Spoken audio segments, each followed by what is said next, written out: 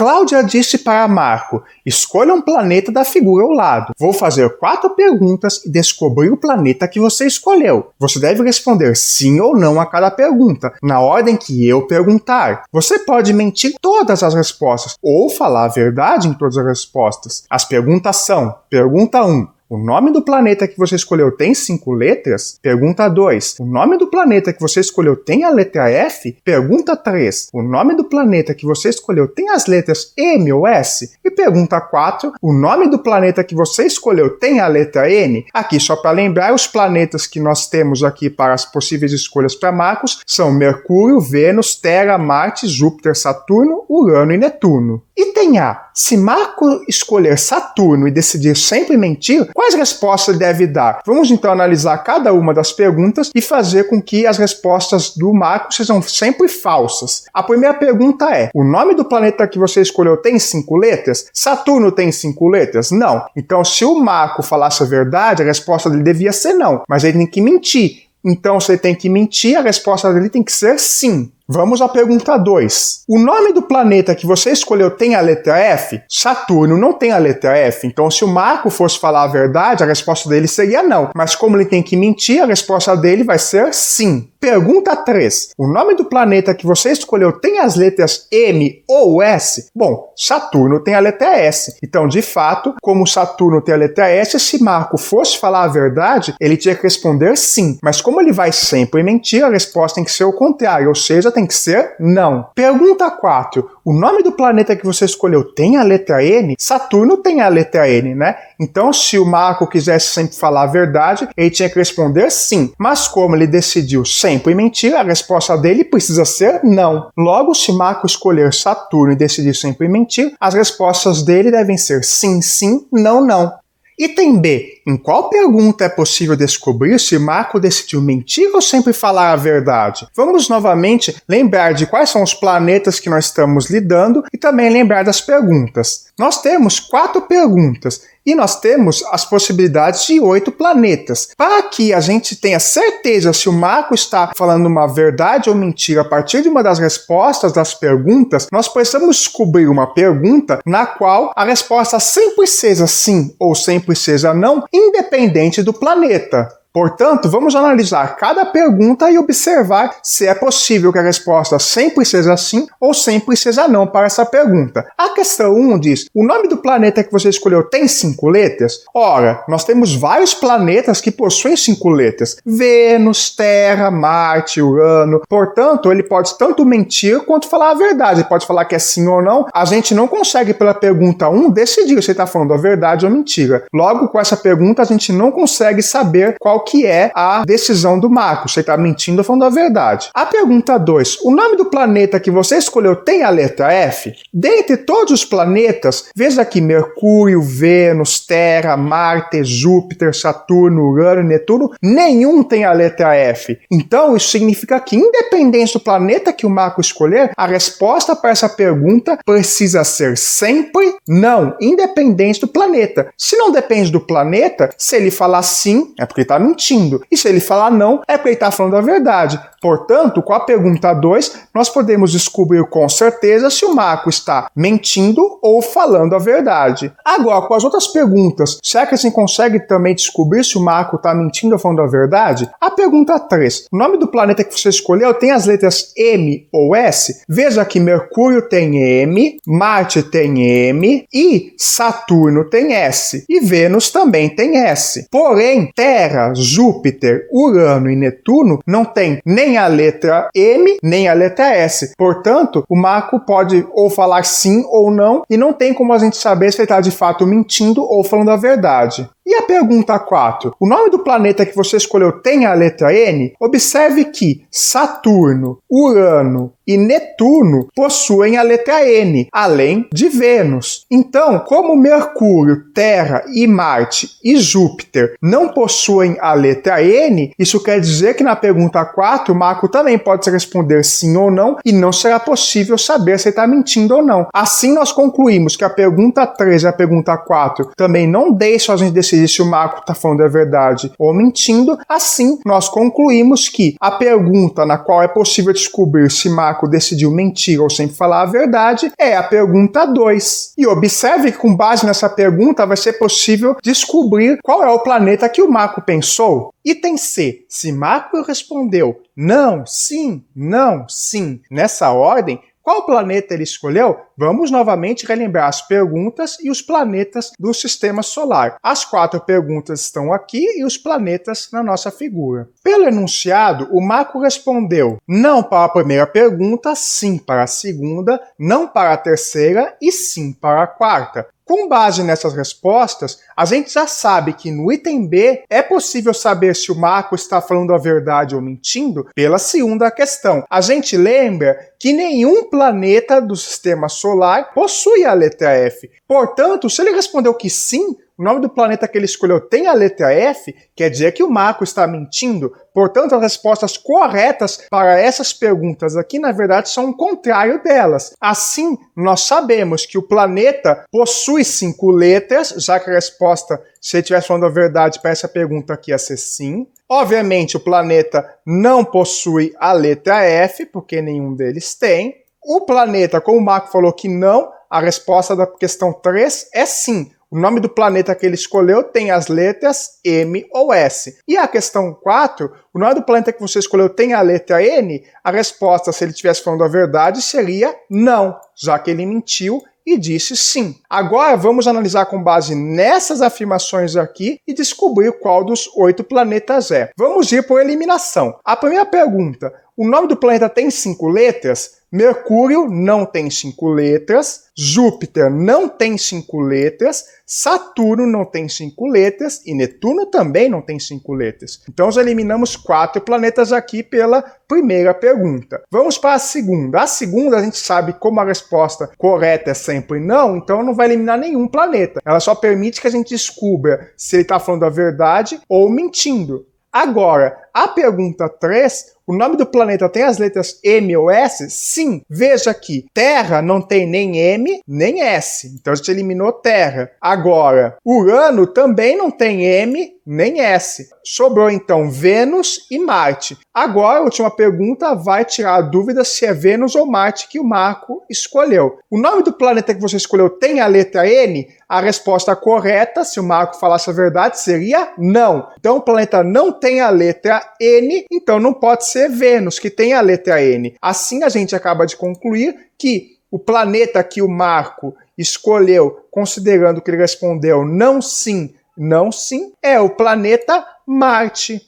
Logo, com base nas respostas de Marco, é possível decidir sempre qual vai ser o planeta que ele escolheu. E nesse caso, o planeta escolhido foi Marte. E isto finaliza esta questão.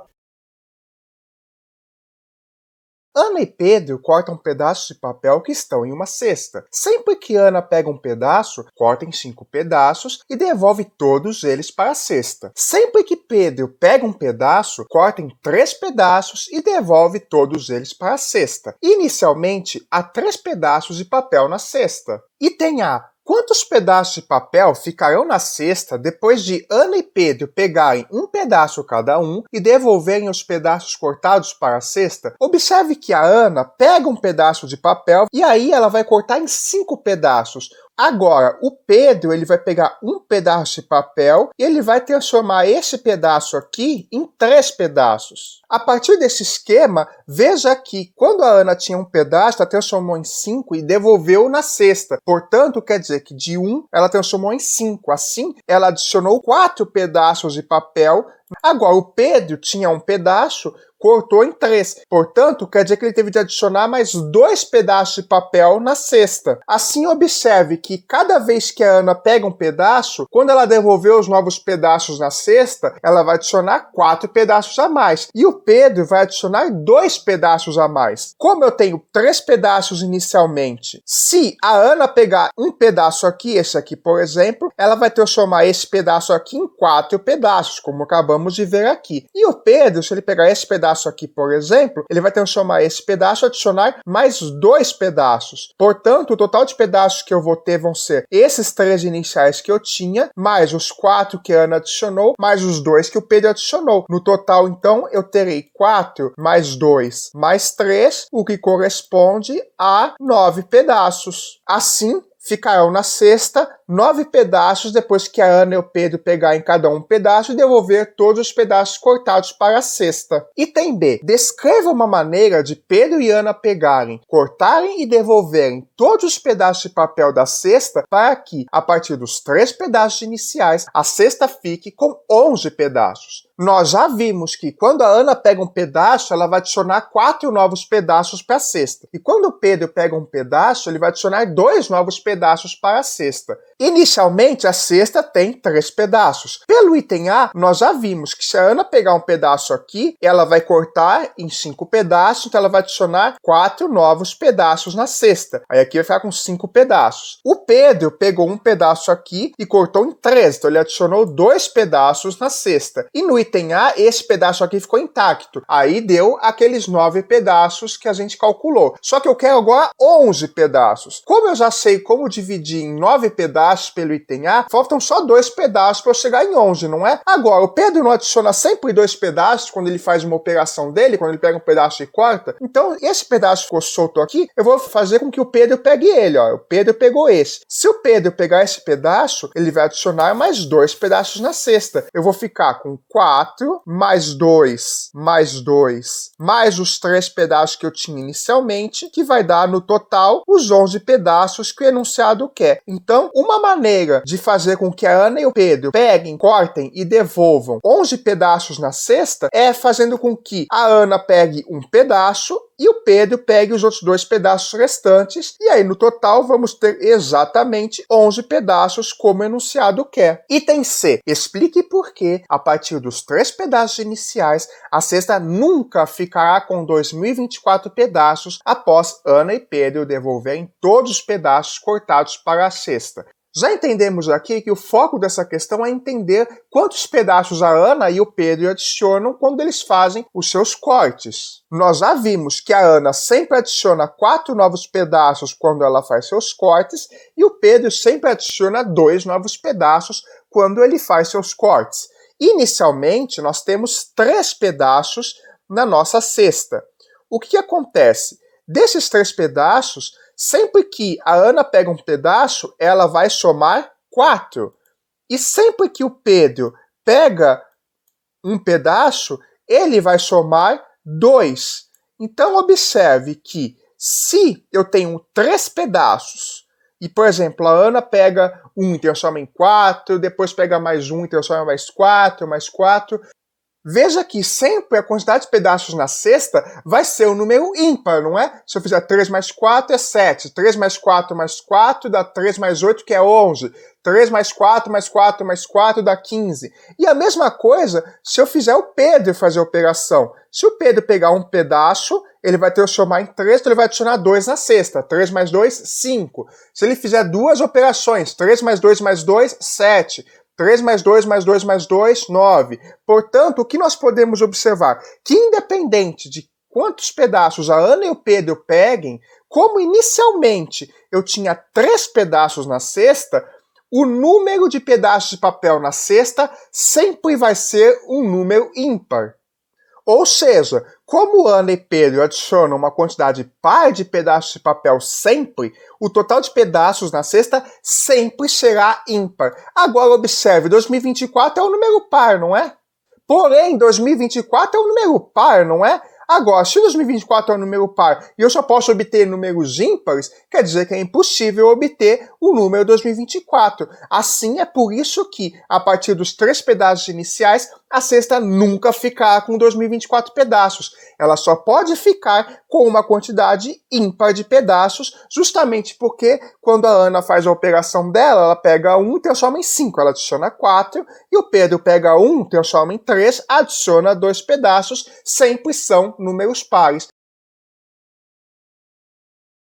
A figura ao lado é formada por quadrados e triângulos. O lado do quadrado vermelho mede 2 centímetros. Os demais quadrados e triângulos têm lados paralelos a um dos lados ou a uma das diagonais do quadrado vermelho. Assim, nós temos aqui a nossa figura. Com base nessas informações que foi dada no enunciado, nós sabemos que o lado desse quadrado vermelho aqui mede 2 centímetros. Item A. Qual é a área da região amarela? A gente já sabe pelo enunciado que essa medida de lado lado aqui é de 2 centímetros, a medida do lado do quadrado vermelho. Nós queremos a área da região amarela. E o que é essa área? Ela corresponde a somar a área desses 4 triângulos amarelos aqui. Olha, eu não faço a mínima ideia de como calcular a área deles, mas eu sei como calcular a área desse quadrado vermelho. Então, eu vou tentar utilizar as informações que ele já disse sobre o quadrado vermelho para ver se a gente consegue descobrir alguma coisa sobre essa região amarela. Será que eu consigo pegar esse quadrado vermelho e decompor ele em pedaços que são formados de figuras amarelas? Se eu fizer pegar esses triângulos amarelos e jogar eles para dentro aqui, observe que, pela geometria da figura, esse triângulo aqui vai ter a mesma área que esse triângulo aqui. Este triângulo aqui tem a mesma área que esse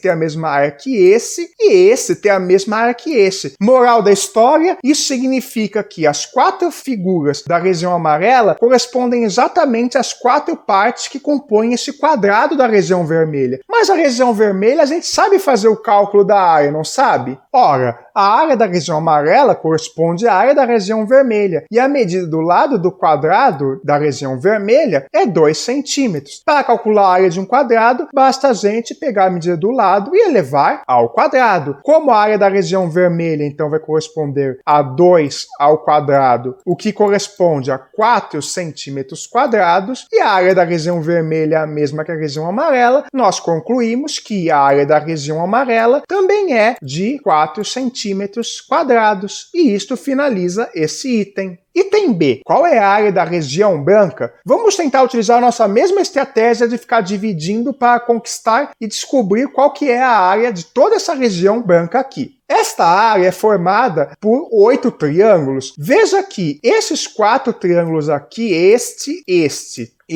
e este, pela maneira que a figura foi construída, eles vão ser exatamente idênticos a esses triângulos amarelos, este e este, respectivamente. Assim, a área dessa soma desses 4 triângulos brancos que a gente marcou aqui vai coincidir com a área da região amarela. E essa área a gente já calculou no item A. Qual é o valor dela? É o valor da área do quadrado vermelho, que é de 4 centímetros quadrados. Então, já estamos com meio caminho andado. Falta agora a gente descobrir a área desses outros 4 triângulos aqui. Veja que esses 4 triângulos aqui, eles são maiores que esses triângulos que a gente tinha colocado aqui. Veja que ele corresponde, esse triângulo branco aqui, por exemplo, ele corresponde exatamente metade da área do quadrado vermelho. Observe aqui, ó, se eu pegar esse outro quadrado aqui, esse triângulo branco e esse triângulo aqui vermelho vão ser idênticos, portanto, eles vão ter a mesma área. Assim, se eu juntar 2 triângulos brancos desse aqui, eu vou ter uma área que corresponde à área vermelha, porque é formada por 2 triângulos aqui. E qual que é o valor da área vermelha? O valor da área vermelha a gente já calculou que é 4. Portanto, esses 2 triângulos aqui de baixo juntos vão ter a área 4, que é a área da região vermelha. E esses 2 triângulos aqui de cima, a área também vai ser 4.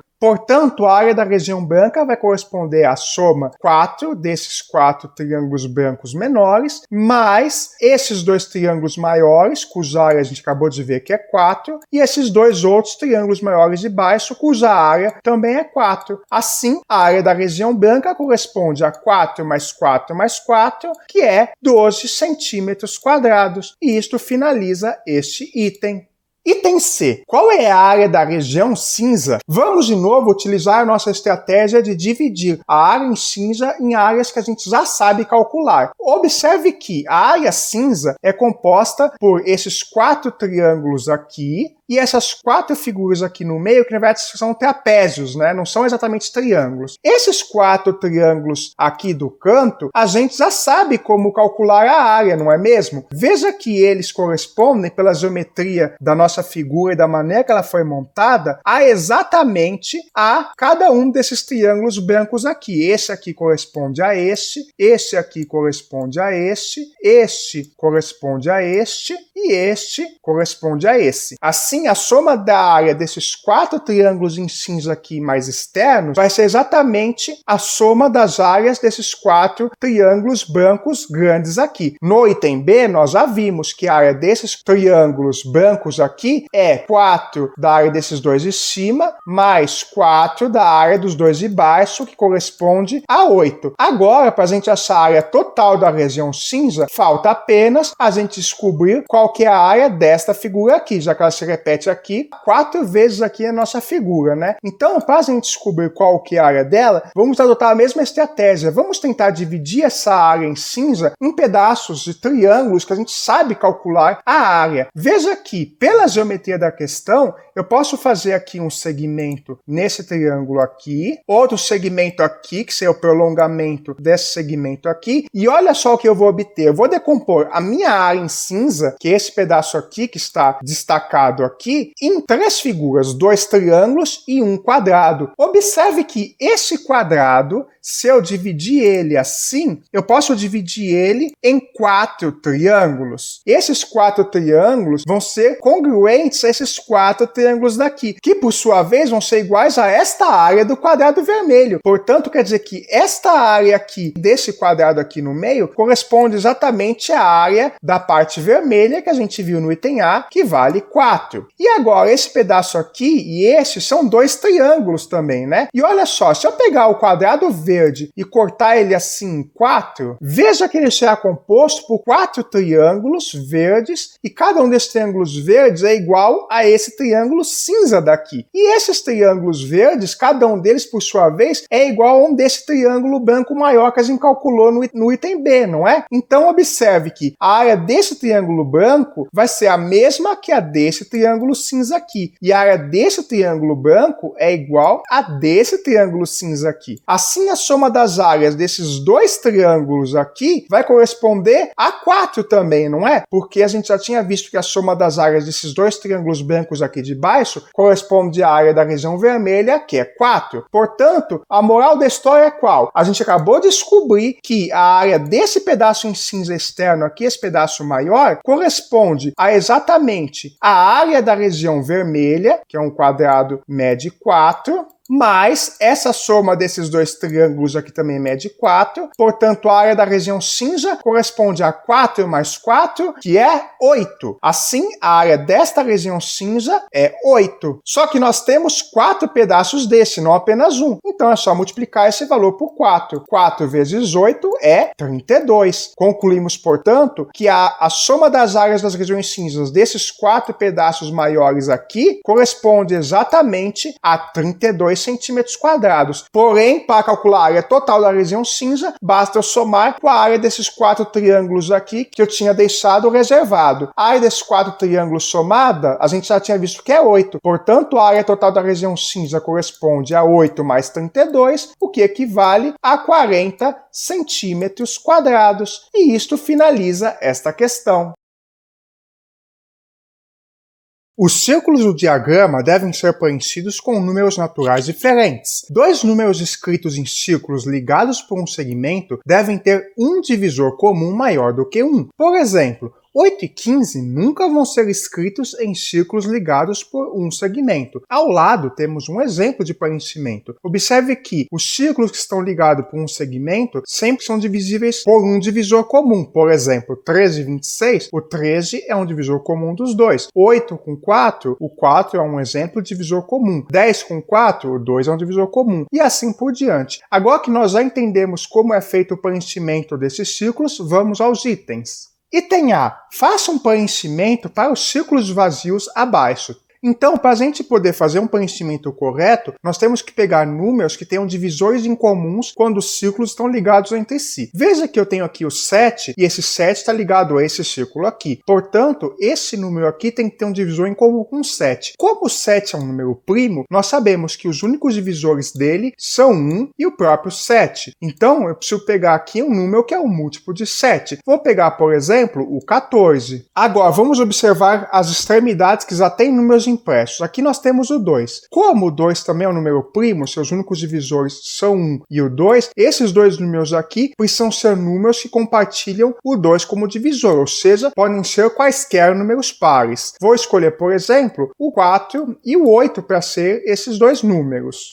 Agora, vamos observar esta outra extremidade. Temos o 9 aqui. O 9 é um número que possui 3 divisores. 1, 3 e 9. Assim, o número que eu escolher aqui, esses números aqui, como eles estão ligados entre si, eles precisam ter um divisor comum com 9. Vou escolher o 3, por exemplo. Então, eu vou escolher dois números que são múltiplos de 3. Por exemplo, vou pegar o 12 e o 6. Agora falta só esse círculo aqui. Esse círculo precisa ter um número que tenha um divisor comum com 6, 14 e 8. O 6, a gente sabe que tem 4 divisores. 1, 2, 3 e 6. O 8 tem 4 divisores também. 1, 2, 4 e o próprio 8. E o 14 também tem 4 divisores. Quais são eles? 1, 2, 7 e 14. Portanto, o número que eu preciso colocar aqui no círculo tem que ser divisível por um divisor comum do 14, 8 e 6. O menor divisor comum desses três aqui, ó, é o 2. Então eu vou escolher um número par qualquer para ser aqui. Você escolhe o seu número par favorito. Vou escolher aqui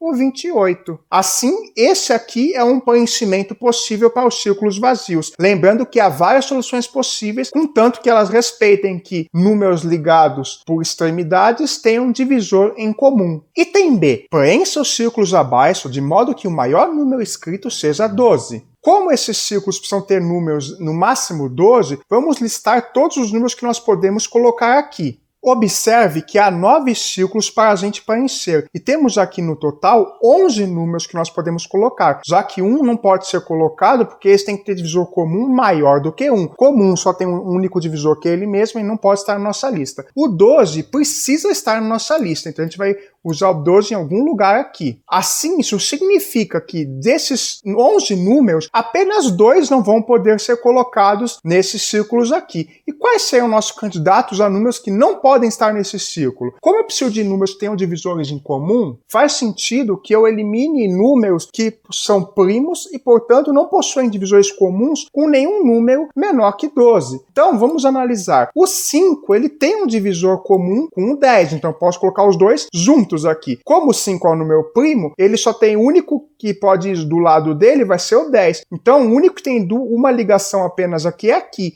Então, eu vou pôr o 5 aqui e o 10 aqui. Vou pôr o 10 aqui no meio, porque como o 10 é par, eu posso ligar ele com um número par aqui. Vou utilizar o menor número par possível aqui, o 2, por exemplo. Agora, aqui e aqui precisam ir outros dois números pares. Faltam o 4, 6, o 8 e o 12. Então eu vou separar aqui o pessoal que é múltiplo de 4 e desse lado aqui o pessoal que é múltiplo de 3. Porque eu vou precisar colocar de algum jeito o 3, o 6 e o 9. E o 9, como ele é par, ele tem um divisor comum com 2. Então eu vou pôr o 6 aqui. E aí o 3 e o 9, como eles são divisíveis por 3, e o 3 também divide o 6, eu posso, por exemplo, pôr o 9 aqui e o 3 aqui. Então, eu já usei todos os múltiplos de 3 disponíveis aqui. E desse outro lado, eu vou pôr os múltiplos de 4. Então, eu vou pôr aqui o 4, o 8 e o 12. Então, nós acabamos de preencher o 4, o 8 e o 12. E os números que ficaram de fora foram justamente os números primos que não possuem nenhum divisor comum com esses números de 1 a 12,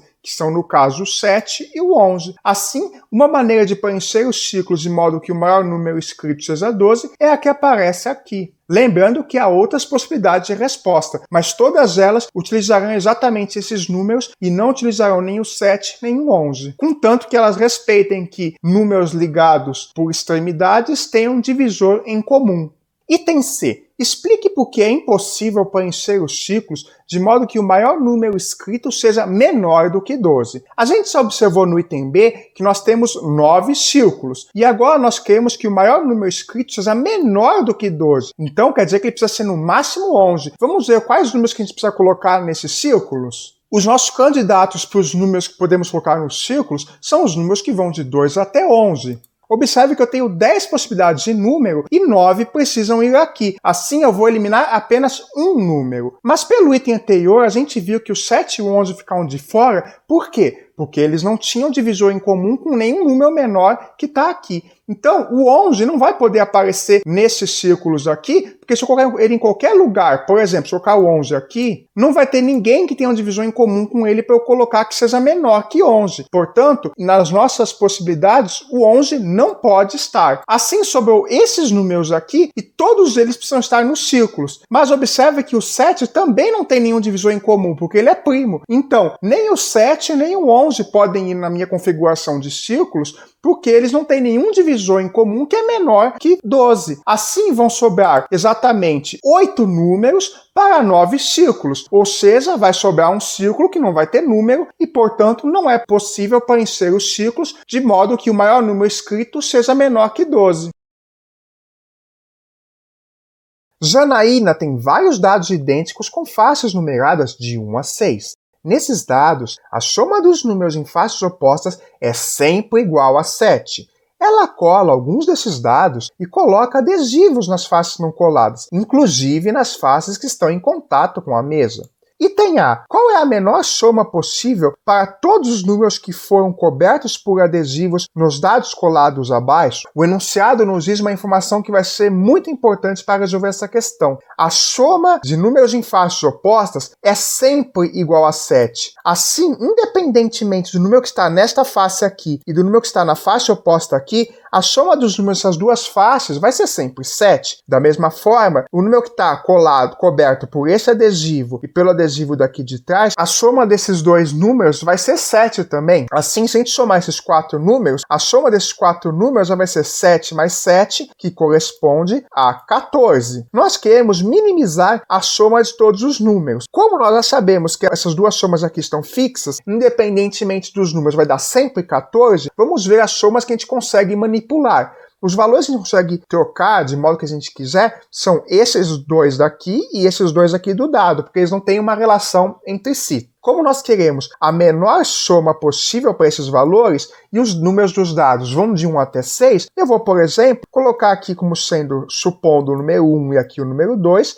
Da mesma forma, eu posso colocar aqui o número 2 e o número 1, que vão ter a menor soma possível. Então, essa soma aqui vai ser 3 aqui, mais 3 aqui, 6. E aí eu vou ter também, somado esses 6, os 14, que não vão variar independente dos números que eu coloque, porque a soma de números em faces opostas é sempre 7. Isso significa que a menor soma possível para os números cobertos pelos adesivos nessa configuração aqui corresponde a 14 mais 6, que é 20. Portanto, a resposta do item A é 20, o que finaliza esta questão.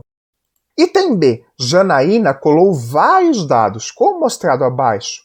Quantos adesivos ela usou? Agora a situação ficou feia. Ela fez um monte de dados aqui, ela teve muita paciência para colocar adesivo em cada um desses números e agora vai ter que ter muita paciência para descobrir quais vão ser os adesivos que ela usou. Vamos tentar adotar uma estratégia de dividir em pedaços, tentar calcular um pouquinho de cada vez e depois somar todos os valores, todos os adesivos. Vamos começar por esses 4 dados aqui que estão aqui na parte de cima, digamos, na segunda camada, né? Veja que esses 4 dados eles vão ter 5 faces que vão ficar expostas, pois a única face que ficar em contato com a camada aqui embaixo vai ser esta face daqui. Como cada um dos dados vai ficar com 5 faces expostas, isso significa que a Janaína vai precisar de 5 adesivos para cada um desses dados. Logo, para esses dados aqui que estão aqui em cima, nós vamos precisar de 5 adesivos para cada um desses 4 dados. Portanto, ela vai precisar de 5 vezes 4,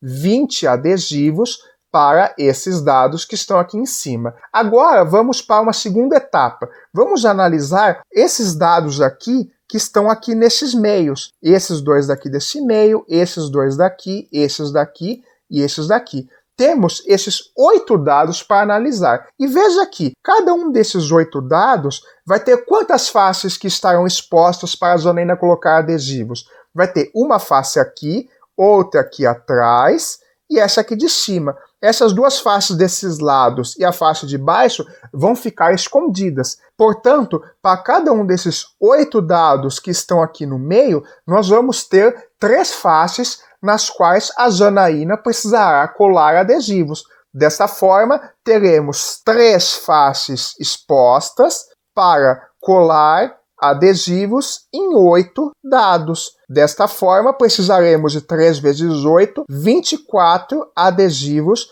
para estes dados. E, finalmente, a gente ainda está esquecendo de contar esses 4 dados que estão aqui nesses cantos da camada de baixo.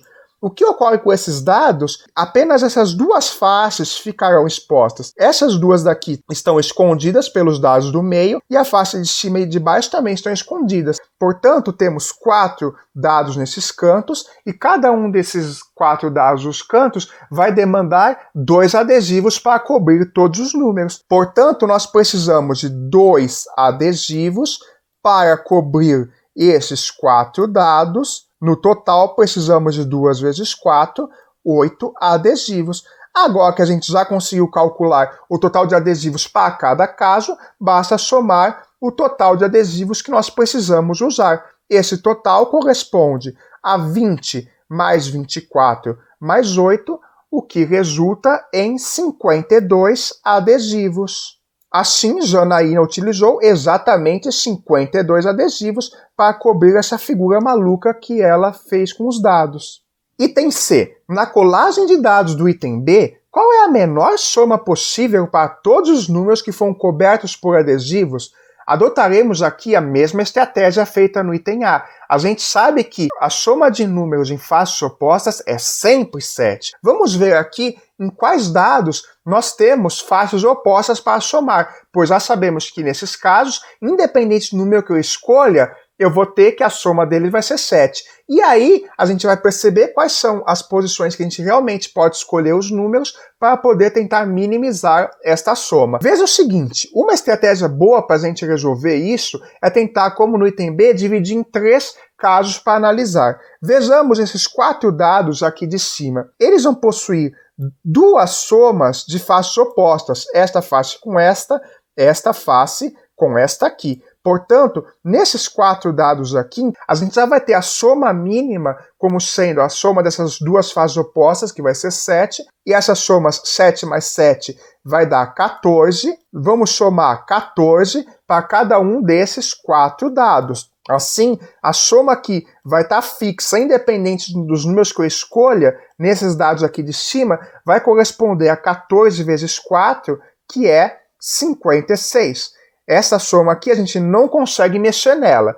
Vai sobrar que a gente vai poder manipular os 4 valores daqui de cima. Como nós queremos minimizar esses 4 valores aqui de cima, eu vou supor que todos eles valem 1, que é o menor valor que eu posso ter num dado. Assim, a gente sabe que nesses 4 dados aqui de cima, a soma mínima vai corresponder a 56 mais 4, que corresponde a 60. Agora vamos ver a soma mínima desses 8 dados aqui que estão nesses meios aqui. Para esses 8 dados, a situação é a seguinte. Vamos ter um par de faces opostas. Esta face aqui oposta com essa. Cada uma dessas faces, a soma desses 2 valores, é 7. Temos quantas faces opostas aqui? 1, 2, 3, 4, 5, 6, 7, 8. Portanto, o valor que a gente não consegue mexer, que vai ficar fixo, independente dos números que a gente coloque nos dados, vai corresponder a, eu tenho soma 7 para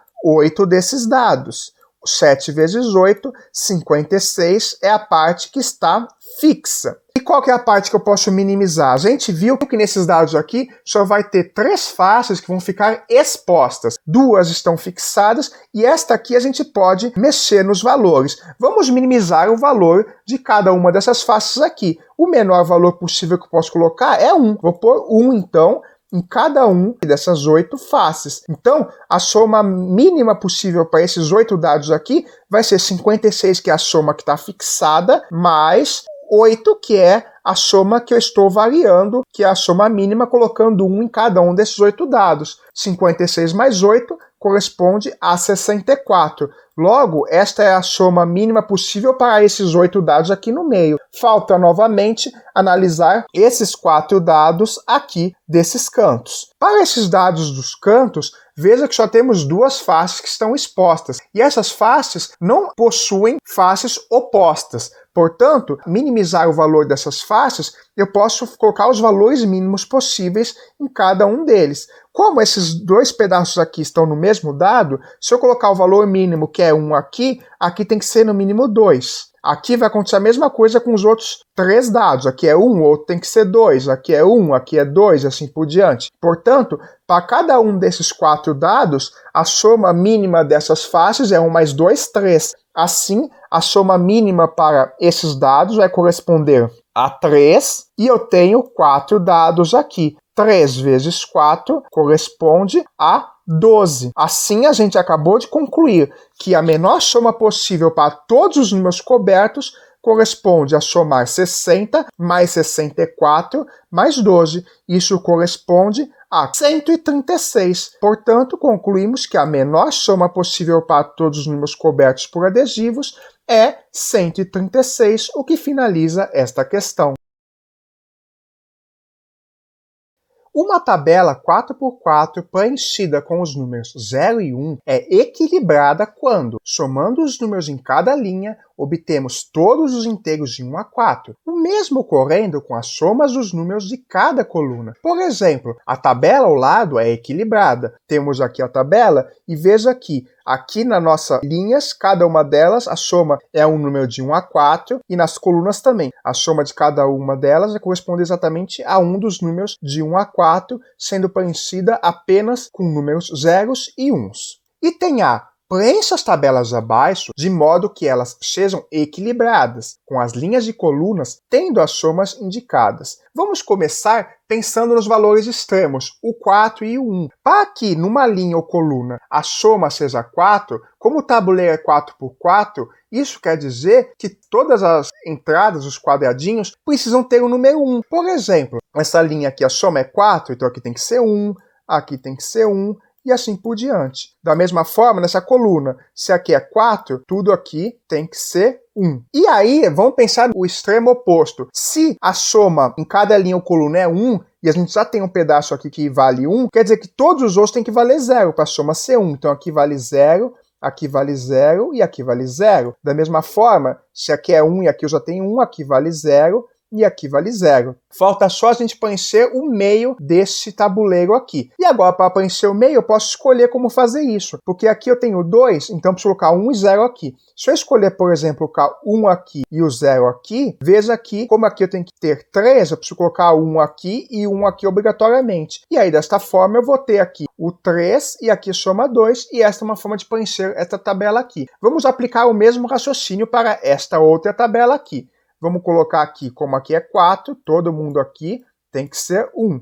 Da mesma forma, nessa coluna, todo mundo aqui é 1. Agora aqui é 1, todo mundo aqui é 0. E nessa linha a mesma coisa, se aqui é 1, todo o resto aqui tem que ser 0. Sobrou agora os 4 cantos para a gente escolher os números. Se aqui tem que ser 3, esses dois pedaços obrigatoriamente precisam ser 1. E aqui tem que ser 2, então aqui tem que ser 0.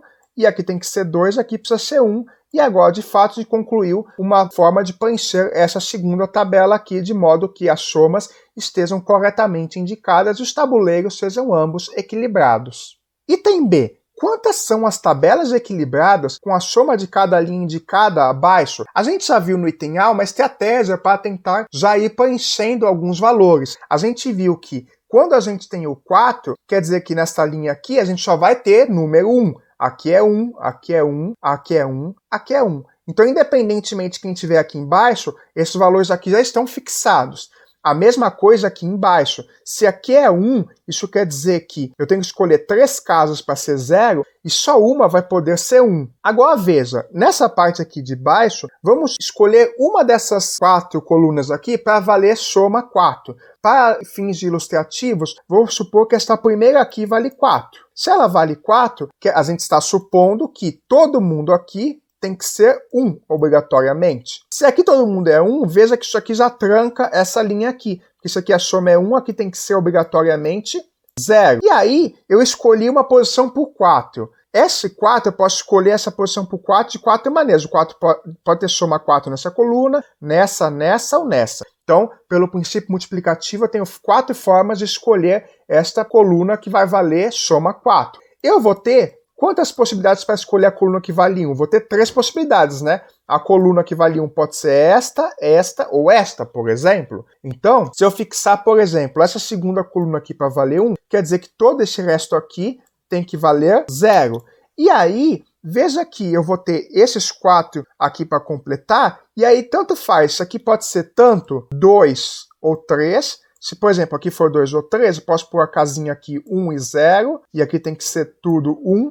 Vemos que temos 2 opções para os 2 que sobraram, os que vão sobrar com 2 e 3. Como temos 2 opções, a gente tem 4 maneiras de escolher um valor para soma de coluna 4, 3 maneiras de escolher uma para soma C1, e aí vão sobrar apenas 2 possibilidades para colocar os demais números para completar o tabuleiro de forma que ele seja equilibrado. Portanto, pelo princípio multiplicativo, temos que a total de tabelas equilibradas vai corresponder exatamente 24 tabelas equilibradas. E isto finaliza esse item. Item C. Quantas são as tabelas equilibradas? Agora a gente quer saber todas as tabelas equilibradas, independente de quais são as somas. Ele não vai indicar as somas que estão aqui, nem na linha nem na coluna. Do item B, a gente já viu que se a gente fixar os valores das linhas e os valores das somas na coluna, a gente já vai ter um número total de possibilidades. A gente fixou no item B aqui os valores das somas das linhas, e para aquela soma específica das linhas do item B,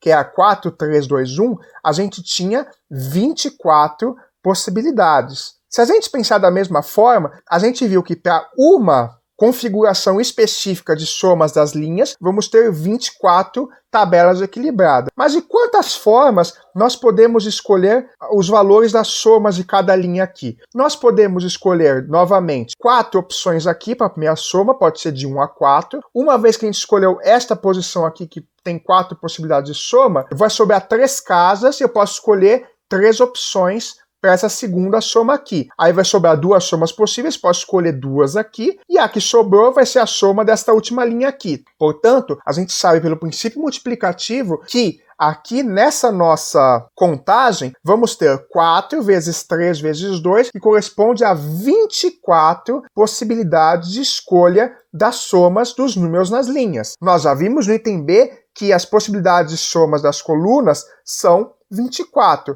Assim, se temos 24 opções para fazer as somas das colunas e nós temos 24 opções para fazer o total de somas das linhas, quer dizer que pelo princípio multiplicativo da contagem, que o total de tabelas equilibradas corresponde a fazer 24 vezes 24, que são o total de somas possíveis para as linhas e o total de somas possíveis de configurações de somas nas colunas. Isso corresponde a 24 ao quadrado, e por sua vez, se fizermos aqui o cálculo de 24 vezes 24, isso vai corresponder a 4 vezes 4 é 16, vai 1, 2 vezes 4, 8, mais 1, 96, sinal de mais aqui, 2 vezes 4, 8, 2 vezes 2, 4. No total vai dar 6 mais nada, 6.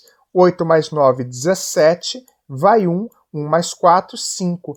576. Portanto, o total de tabelas equilibradas 4 por 4 é exatamente 576. E isto finaliza esta questão.